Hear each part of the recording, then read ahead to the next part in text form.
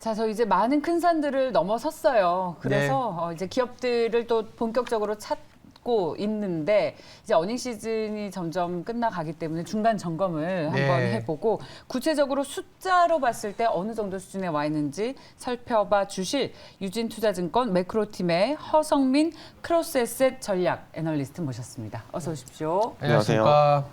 이 크로스 에셋이라는 게 말은 어려운 것 같은데 다 본다는 얘기를 하는 것 같아요. 주식, 모든 채권, 자산을 뭐, 크로스로 본다. 저번에 오셨을 때는 또 옵션 시장이나 이런 테크니컬한 부분도 짚어주셨는데 오늘은 또 실적까지 뭐 전천후 인재라고 할 수 있는 부분인데 아까 말씀하신 것처럼 큰 산 얘기를 했는데 여러 가지 악재를 뚫고 나가는 거는 또 실적만한 게 없지 않습니까? 그리고 아시는 것처럼 11월 이제 중반으로 넘어가다 보면 3분기 실적의 이제 끝자락입니다. 그래서 이제 중간 점검을 아니면 뭐 거의 실질적으로는 실적 시즌을 좀 되돌아봐야 되는데 미국과 국내 기업들의 3분기 실적 발표가 거의 이제 마무리가 되고 있기 때문에 한번 평가를 해볼 필요가 있을 것 같아요, 연구님. 어떻게 평가를 하시나요? 일단은 좀 예상보다 좀 부진했다. 부진했다? 네네, 그렇게 볼 수 있을 것 같고요.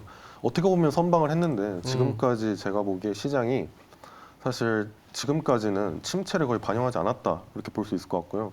저희가 이제 주가 지수로만 따지면 사실 20%가 넘게 이제 하락을 하면서 어떻게 보면 과거 위기 국면과 대비를 했을 때 거의 시스템 리스크라고 볼 수 있을 정도로 많이 빠진 상황인데 반면에 이건 거의 이제 금리 상승에 따른 밸류에이션 정상화라는 흐름으로 볼 수 있을 것 같고요. 사실 실적은 거의 반영되지 않은 흐름이었는데 이번에 좀 실적이 좀 부진하게 나타나면서 실질적으로 23년 이제 EPS 예상치가 좀 하락하는 흐름을 보이면서 이제 증시가 이제 실적까지 반영하고 있는 흐름을 보이고 있다 이렇게 평가가 될 것 같습니다. 네, 그래서 아무래도 빅테크가 좀 많이 부진한 흐름을 보였고요. 그렇죠. 이에 따라서 이제 빅테크가 이제 많이 포함된 이제 커뮤니케이션 서비스, IT, 경기 소비 쪽이 좀 많이 부진한 모습을 보였습니다. 이게 좀 공통적으로 보이는 모습이 일단 비용 증가율이 이제 매출 증가율보다 높았다라는 점을 좀 꼽을 수 있을 것 같고요. 좀 4분기에도 좀 마진율 하락이 좀 예상되는 가운데 기업들이 좀 비용 절감에 집중하겠다는 의지를 좀 집중적으로 드러내는 그런 경향이었습니다.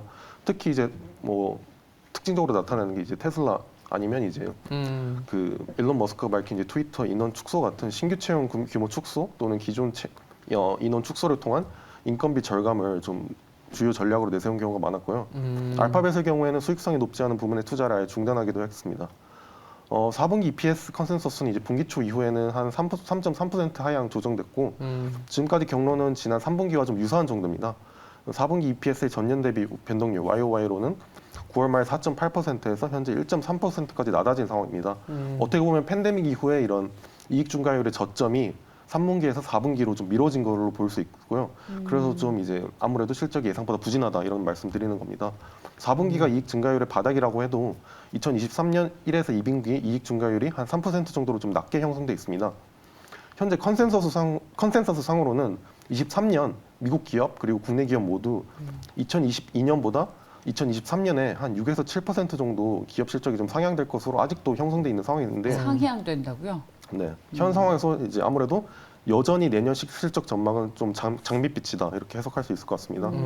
만약에 S&P 500이랑 코스피 내년 실적이 올해와 좀 비슷해지고 현재 PR이 유지가 된다는 가정하에 S&P 500은 한 3,300포인트 그리고 코스피는 한 2,130포인트 정도로 계산이 됩니다. 지금보다 한 7에서 10% 정도 낮은 수준이고요. 내년 경기 침체가 만약 온다 그리고 기업 이익이 진짜 5에서 10% 감익 가능성까지 반영을 한다면 지수 때는 더 내려가서 3,000에서 3,100 그리고 코스피는 1,900에서 2,000까지 바라볼 수 있는 상황입니다.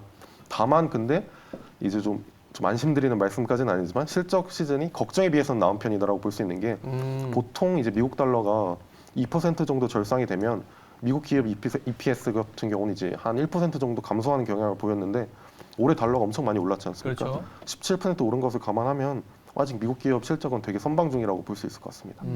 그러면 뭐 우리는 사실 예상치보다 좋다 안 좋다가 더 중요하기 그렇죠. 때문에 예상보다는 좋았다라고 해석을 할 수 있을 것 같습니다.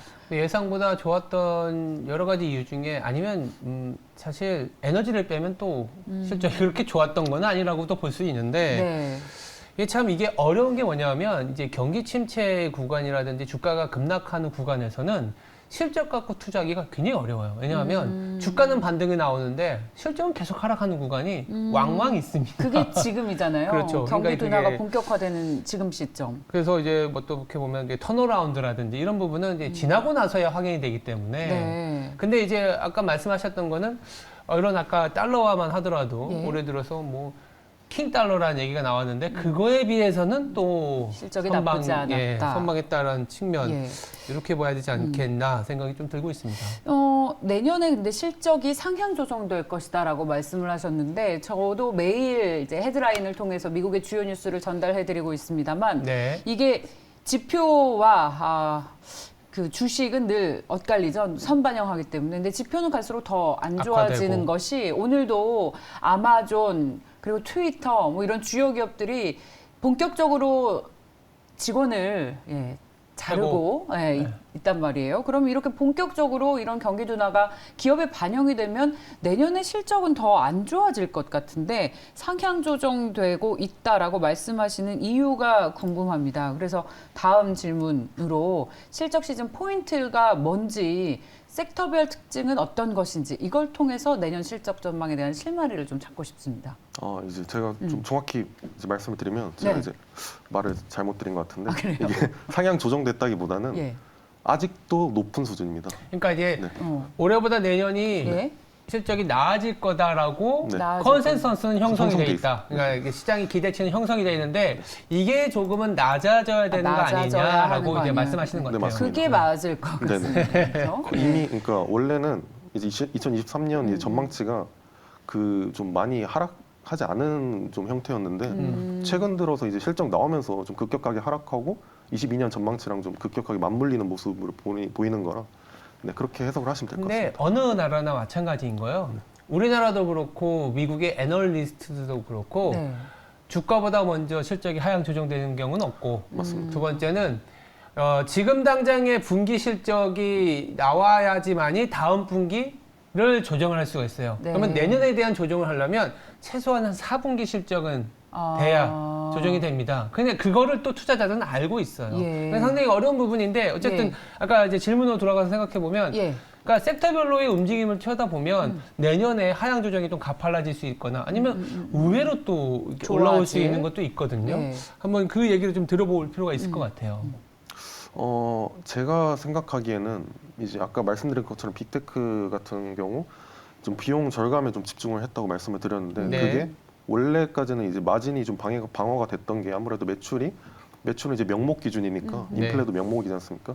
그래서 인플레가 올라도 마진이 어느 정도 방어되는 흐름이었는데 이제 그거에 대한 이제 차별화에 따라 좀 주식도 차별화되는 흐름을 보였기 때문에 얼마나 인플레 강하냐에 따라서 또 주식 섹터 또 스타일 동안 이제 차별화되는 흐름을 좀 보였던 것 같고요. 아무래도 이제 전통적으로 인플레 국면에서 강했던 섹터가 좀 강했습니다. 금융 에너지 섹터, 그 중에서도 에너지 섹터는 거의 이제 지수가 빠지면서도 오히려 크게 반등하는 흐름을 많이 보였고요.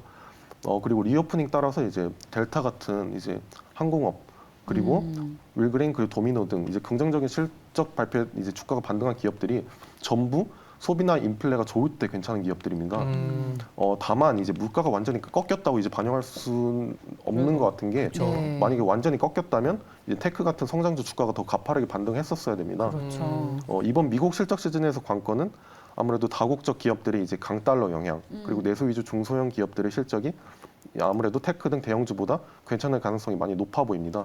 사실 지난 10월 중순에 이제 9월 CPI 발표하고 주가가 오히려 반등하는 흐름을 보였는데 이런 면에서는 아무래도 좀 여전히 시장이 좀 면접 피봇을 좀 과도하게 반영한 흐름 그런 것과 좀 비정상적으로 보인다 이렇게까지 해석을 할 수 있을 것 같습니다. 실적은 여전히 그래도 인플레를 중심으로 움직이고 있다 이렇게 해석할 수 있을 것 같습니다. 저는 개인적으로는 그런 느낌도 들어요. 우리가 2000년대 초반에 왜 IT 버블이 있었지 않습니까? 시스코라든지 우리나라로 따지면 SK텔레콤 이런 굉장한 성장주였는데 그런 버블이 있고 나서 어떤 현상이 있었냐면 SK텔레콤이나 인프라 그러니까 TMT 버블이 만든 그 하나의 어떤 인프라 안에서 소비가 일어날 수 있는 세상으로 변화됐다고 봐요. 그러니까 금리가 꺾였다고 이제는 성장주가 가는 게 아니라 이제는 메타라든지 아마존이라든지 이런 빅테크들의 어떤 꿈과 희망으로 이제는 플랫폼이라는 인프라가 깔렸잖아요. 네. 이제부터는 이거는 이제 인프라 유틸리티 업체가 된 거예요. 예. 이제는 빅테크가 유틸리티 업체가 됐기 때문에 아무리 이제는 금리가 내려가고 금리가 올라가도 이제는 약간 경기 방어주, 성장주가 아니라는 거죠. 예. 그래서 한전이나 SK 통신과 같은 사이클이 되고 이제 그 안에서 일어날 수 있는 소비나 투자에 집중해야 되지 않겠냐 하는 생각이 들고 있거든요. 이게 제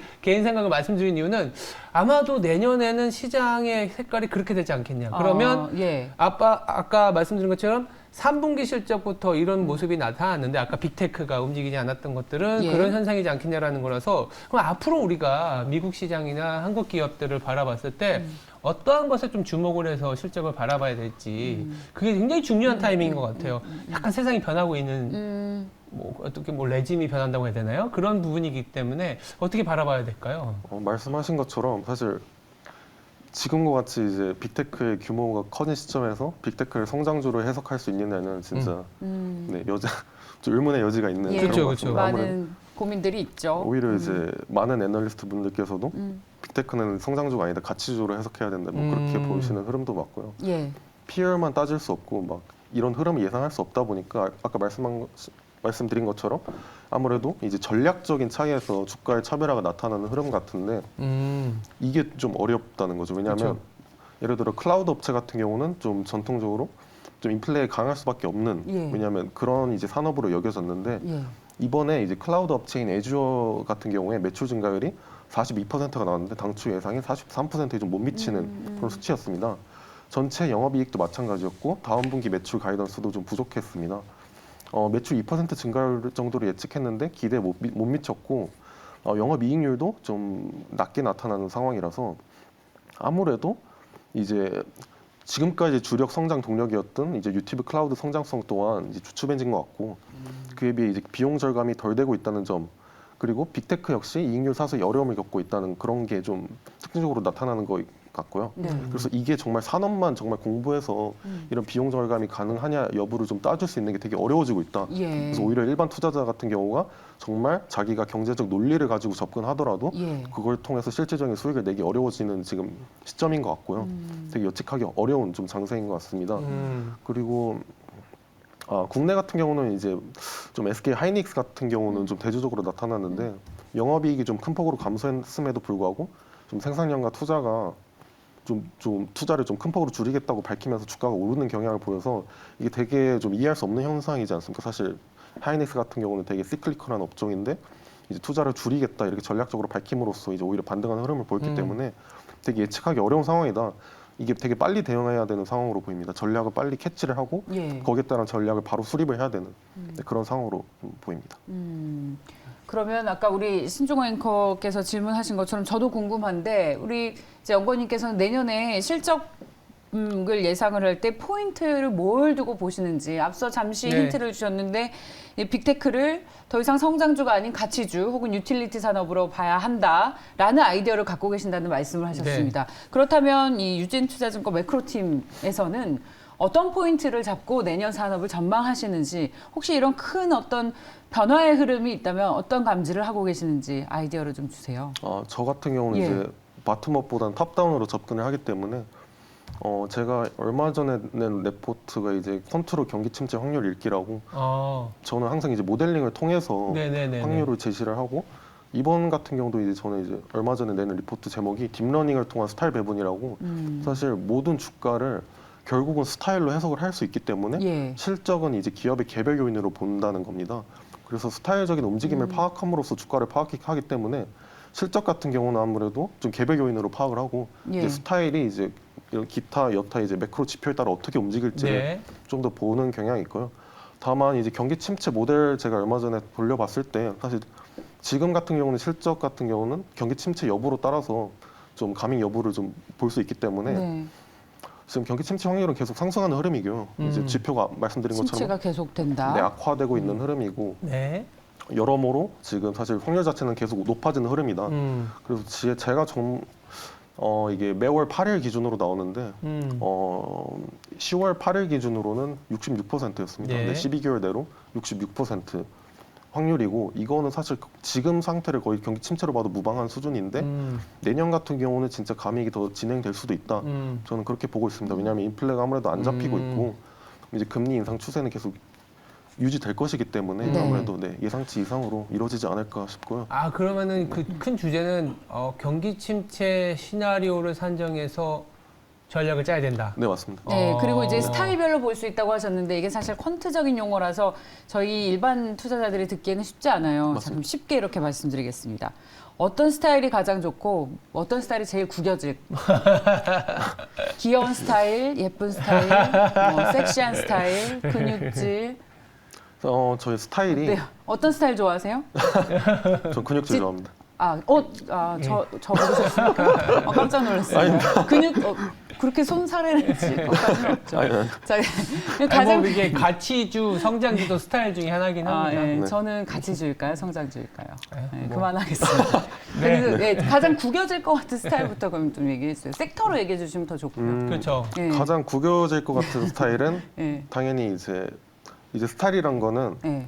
이제 시장을 분류하는 겁니다. 그렇죠. 이제 주가를 설명하려면 일단 시장을 여러 가지로 분류를 해서 그 분류되는 흐름으로 이제 주가 하나를 설명을 하는 건데 네. 그걸 설명할 수 있는 스타일이 업종도 있고요. 그렇죠. 스타일은 이제 어떤 펀더멘털 지표를 투자했을 때의 그 누적 수익을 이제 스타일로 나타내는 건데 그렇죠. 지금 같은 경우는 스타일은 아무래도 업종으로 본다면 경기 민감주가 제일 안 좋다. 네, 안 좋을 구겨지고. 거고요. 경기 민감주 안에 들어있는 게 뭐 자동차, 네, 맞습니다. 그리고 미디어, 유통 이런 거지 않습니까? 네, 맞습니다. 소비가 침체될 수 있다라는 한정을 했기 때문에 그쪽이 안 좋다라는 거고. 네. 그리고 스타일 같은 경우는 당연히 이제 금리가 인상될 거기 때문에 성장주가 제일 예. 안 좋을 것이다. 아까 빅테크 같은 네. 기업들. 빅테크가 그 성장주 가치주 논란이 있긴 하지만 제가 이제 그건 이제 전략적으로 봤을 때 차별화가 되는 게 좀 다를 수 있다는 거고 큰 흐름으로 보면은 결국에는 금리 인상에 따라서 떨어지는 밸류에이션이 이제 하향되는 흐름을 보이기 때문에 그건 당연히 이제 성장주 같은 경우는 그런 흐름을 좀 파악을 해야 된다. 다만 이 단기적으로는 전략에 따라 차별화될 수 있기 때문에 거기에서 투자해서 알파를 얻을 수 있을 것이다 이렇게 말씀을 드리는 거고요. 예. 제가 이제 모델을 돌렸을 때는 여전히 이제 배당주가 좋게 나오기 때문에 배당주. 네. 배당주가 같은 경우가 이제 가장 비중이 높게 산출되는 상황입니다. 향후 한 달 동안 배당주 역시 좀 볼 수 있을 것 같고요. 모멘텀도 되게 높게 나오는데 모멘텀은 이제 가격 상승 이제 률이 상대적으로 높았던 기업에 투자하는 건데 모멘텀의 이제 스타일이 좀 비중이 높게 나타나는 건 당연히 이제 모멘텀은 최근 가격 상승률을 반영하는데 최근 상승률을 반영했을 때 아무래도 방어적인 업종들이 더 많이 포함돼 있고 그런 스타일도 많이 포함돼 있어서 모멘텀이 높게 나타날 확률이 있을 겁니다. 네, 그 정도로.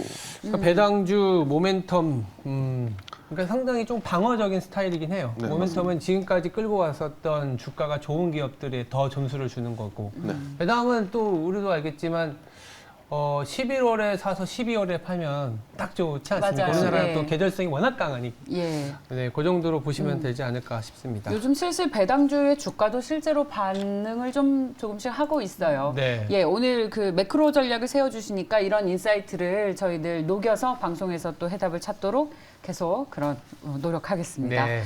자, 유진투자증권 매크로팀 크로스에셋의 허성민 애널리스트와 함께했습니다. 잘 들었습니다. 네, 감사합니다. 감사합니다.